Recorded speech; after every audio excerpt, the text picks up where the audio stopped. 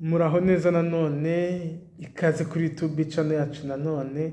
Uyu munsi tugiye kuganira ku ngingo mwatubaje cyane muri benshi mwibaza ku ndwara y'umuhondo yibasira abana, aribyo bita mu ndimi z'amahanga jaundice cyangwa se neonatal jaundice. Ndumva bavuze jaundice ababyeyi benshi mubasha kubyumva kuko ni indwara ikunze kwibasira abana benshi, by'umwihariko abana bakivuka b'utubebe b'uduhinja batararenza iminsi 28 bavutse. Ese uribaza ate se iterwa n'iki, ivurwa ite? Ese gushyira umwana ku zuba birayikiza? Ese umuntu yayirinda ate? N'iki wakora kugira ngo umwana batayigira? Ibi nibyo tugiye kurebera hamwe muri ino video, ndibaza murarangiza kuyireba mwasobanukiwe. Muri kumwe na Dr. Gasangwa Patrick, komeza kubakangura gukora subscription kuri YouTube channel yacu kugira ngo n'izindi video zitandukanye tuzashyiraho mu gihe kizaza mujye muzibona ku gihe. Indwara rero y'umuhondo cyangwa se neonatal jaundice ikunze kwibasira abana bakivuka, burya ishobora kubasigira ubumuga iyo itavuye neza cyangwa se ikaba yanabahitana. Nivanga indwara y'umuhondo ubundi ni indwara iboneka cyane cyane ku ruhu rw'umwana ukiri muto birumvikana ukivuka, aho ubona uruhu rwe rwatangiye kuba umuhondo, ikaba iterwa n'ibintu bitandukanye, ariko by'umwihariko icy'ingenzi tugomba kumenya ni ukumenya ikintu gishobora kuyitera bwa mbere cyangwa se uburyo tuyikarasifiya. Ahantu iboneka bwa mbere wenda ku mwana ukivuka ni ku maso. Uzabona umwana amaso ye hano h'imboni h'umweru, mu maso hari umweru ariko hatangiye kuba umuhondo. Ubona uruhu rwe uhereye mu maso umanuka ku gatuza kugera ku matako no hatangiye kuba umuhondo, ndetse hari ubwo izageraho ubona n'ibirenge cyangwa se ibiganza by'umwana byabaye umuhondo. Ariko iyo yagezeho ibirenge by'umwana cyangwa se n'ibiganza byatangiye kuba umuhondo, burya umwana iba yamurenze cyane. Rero dore uko dushobora kwicamo, dushobora kwivuga mu buryo butatu. Hari iyo twita pathological jaundice. Pathological jaundice cyangwa se umuhondo w'uburwayi bukomeye n'imbere ko twabigenekereza mu Kinyarwanda. Aha ni wa muhondo uzaba mu masaha 24 ya mbere umwana akivuka. Umwana yavutse uyu munsi atararenza amasaha 24 avutse, umwana yagize umuhondo, aho biba bikomeye. Hari niyo bita jaundice iri physiologique cyangwa se physiological jaundice. Ni umuhondo udakomeye wikiza.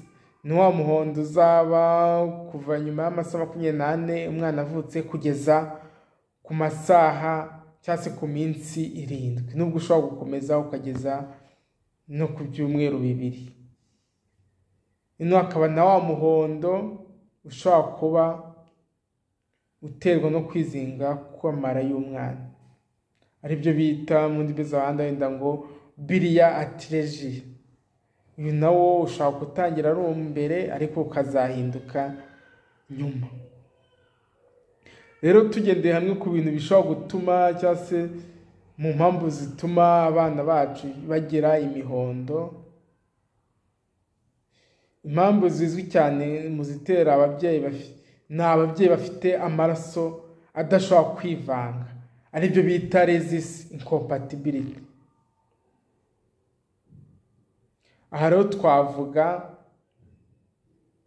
nimba wowe mubyeyi, ni mpamvu tubakangurira ababyeyi ko mwakabaye mumenya ubwoko bw'amaraso yanyu kuko birafasha.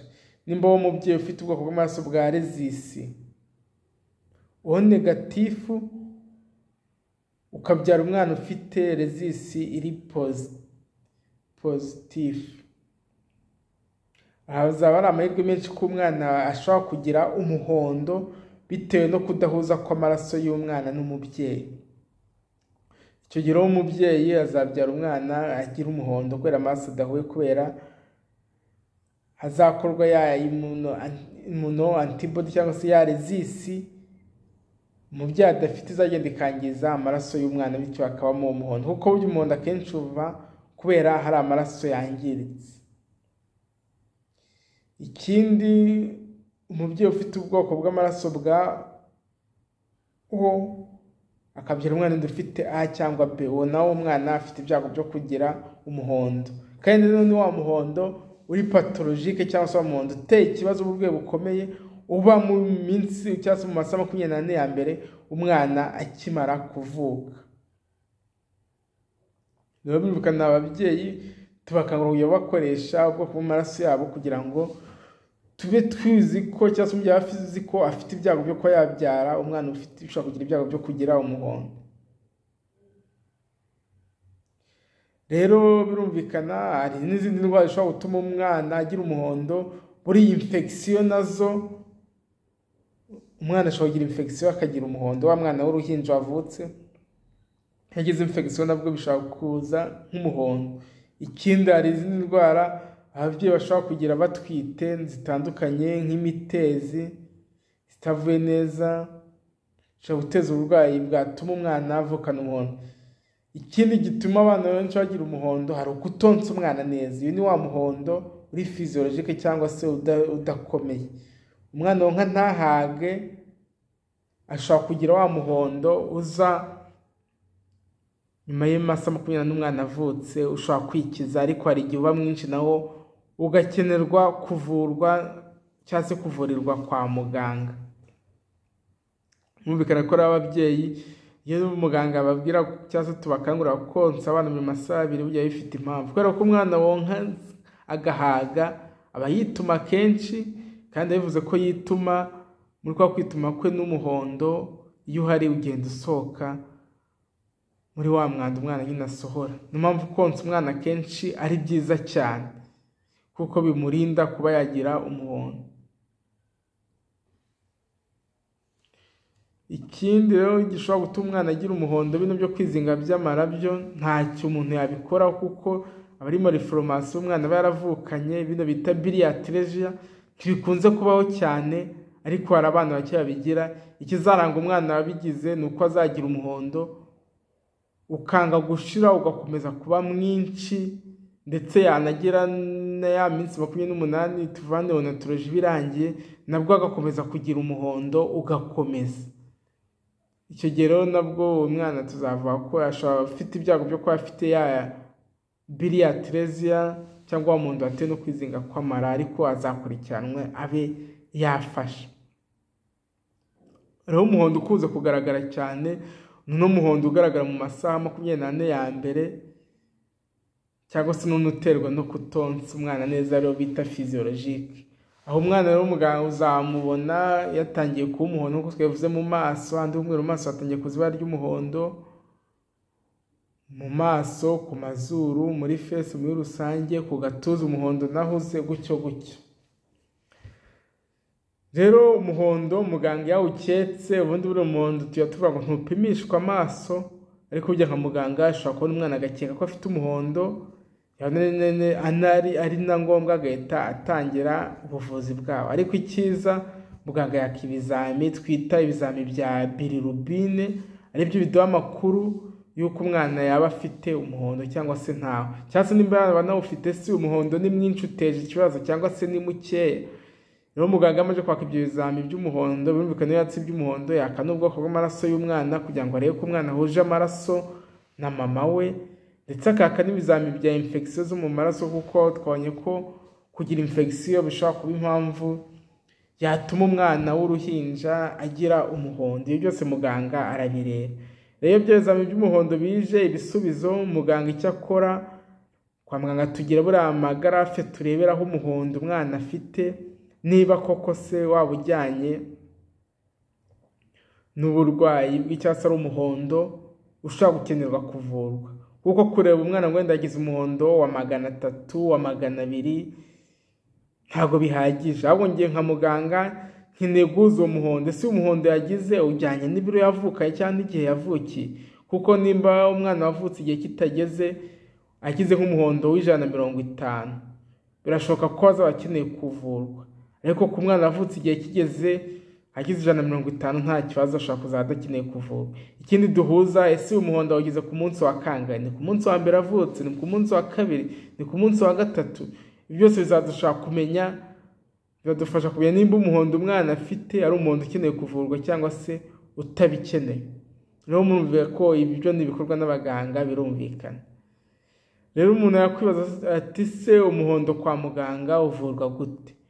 Umuti wonyine uhari wo kuvura umwana ufite umuhondo kwa muganga ni rya tara bita phototherapy.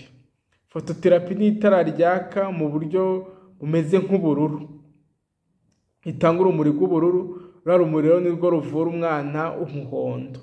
Iyo umwana rigiyeho akarimara amasaha runaka nka 12, turongera tugapima byaheza mu by'umuhondo tukareba ko byagabanyutse. Umwana rero wa mwana ufite ibipimo by'umuhondo bitari byinshi, icyo gihe rwose yamazeho amasaha runaka cyangwa se iminsi runaka kandi yonka neza, ibipimo by'umuhondo biragabanyuka, tukamukura kuri rya tara. Ariko umuti uhari wize wo kuvura umuhondo ni phototherapy. Rya tara ni ingenzi cyane mu kuvura indwara y'umuhondo mu bana batoya cyangwa se mu bana bakivuka barabita neonate, baba bari muri neonatology. Rya tara rero bita phototherapy ni ingenzi kuko niryo ridufasha. Umwana uririho icyo twitaho ni ugufunga amaso ye kuko rishobora kwangiza amaso, ikindi tukamwambura ahantu hose tugasigaza pampa gusa. Ikindi umubyeyi cyabasabwa ni ukwirinda gukura umwana muri rya tara, ahubwo akamukuramo hari impamvu ifatika, agiye kumwonsa, agiye kumukorera isuku, kubera ko uko umukuramo kenshi umuvana kuri rwa rumuri rw'umuhondo kandi niwo muti uvura rwa rumuri. Ubwo rumuri rusa nk'ubururu rwa phototherapy. Numvikana rero ko umwana uri kwitara, hari abana bajya bakarira, hari ababyeyi baba batarishaka, ariko niwo muti wizewe wo kuvura umwana umuhondo. Rero umwana nimba yagize umuhondo, umuganga agapima ibizami akabona biri ahantu bikwiye kuba yajya ku itara, azamushyira ku itara kandi azakira. Nimba umuhondo uterwa na infection, umwana infection zavurwa, azahabwa antibiotique. Ikindi mushobora kumenya, hari umuhondo uba mwinshi cyane ku buryo itara ritawuvura. Wa muhondo uri hejuru ya 400, 500 nk'uko bagiye bivuga kwa muganga ifite 400, 500 gutyo, uwo ni wa muhondo uba warenze umwana. Ni wa muhondo wageze no ku birenge no ku biganza. Uwo mwana rero ntabwo rizawuvura. Wicyo kwa muganga dukoresha ni ukumuhindura amaraso yari afite, kubera ko amaraso yajemo wa muhondo twe tumuha amaraso mashya, aribyo bita exchange transfusion. Ni amaraso bakiri fresh, bakimara gufata ako kanya tukayamutera mu mutsi, tugenda dukuramo amabi tuyamena. Ibyo birafasha mu kugabanya umuhondo vuba kurenza uko wamushyira ku itara, kuko itara ntacyo rihari gishobora ako kanya, kubera umuhondo aba ari mwinshi cyane ku buryo itara ritashobora kuvura. Icyo gihe dukoresha ubwo buryo bwa exchange transfusion bushobora gukorwa mu bitaro bya reference gusa. Impamvu rero dukangurira ababyeyi kwirinda ko umuhondo uba mwinshi ku buryo ugeraho.